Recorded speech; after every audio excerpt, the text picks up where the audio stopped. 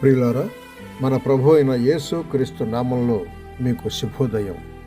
ఆయనను గూర్చి అనుదిన ఆత్మీయ ఆహారం డిసెంబర్ 29 సోమవారం. నేటి మన ధ్యాన లేఖనం యోబు గ్రంథం 8వ అధ్యాయం 11వ వచనం. బురద లేకుండా జమ్ము పెరుగున, నీళ్లు లేకుండా రెల్లు మొలుచున. వ్యాఖ్యానాంశం ఆ బండపై పునాది. వ్యాఖ్యానాంశం ఆ బండపై పునాది.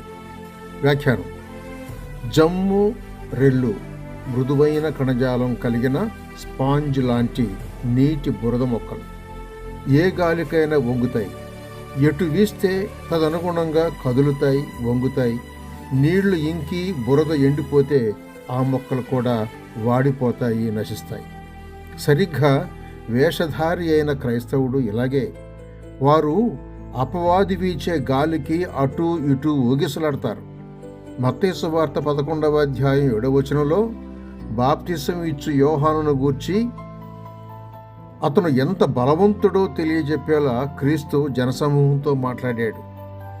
నామకార్థుల గురించి మాట్లాడుతూ విత్తు అని ఉపమానం బోధించాడు. వాక్యమై ఉన్న ఆయనను కలిగిన వారిని మన ముందు ఉంచుతున్నాడు. మత్తయి సువార్త 13వ అధ్యాయం 18 నుండి 23 వచనాలు చూడండి. 1, తోవ ప్రక్కన పడిన విత్తనం వంటి వారు.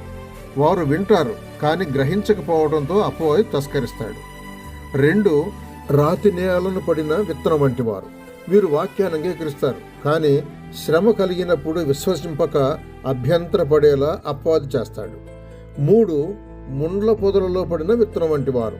వీరు సాతాను సంధించే సులువుగా చిక్కులు, అహిక విచారాలతో అణిచివేయబడతారు. క్రీస్తును విశ్వసించి నామకార్థంగా ఉంటే, జమ్ములా రెల్లులా జీవిస్తే, శరీరానుసారంగా జీవిస్తే, కష్టాలు కలిగినప్పుడు విశ్వాసంలో నష్టాలు ఉన్నాయని భావిస్తే, విశ్వాసపు నీరు బురద ఎండిపోతే తనలో పచ్చదనం పోతుంది, నిర్జీవం అవుతుంది.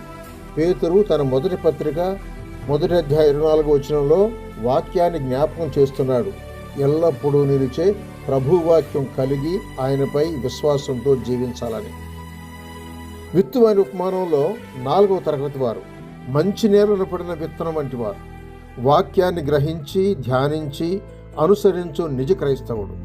వారు సఫలులై 30దంతులుగా, 60దంతులుగా, 100ంతులుగా ఫలించి క్రీస్తుకై నిలబడి నిరీక్షిస్తారు.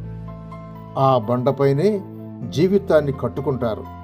ఏ గాలి వీచినా కదలక బెదరక ఆయన మహిమార్థమై జీవిస్తారు.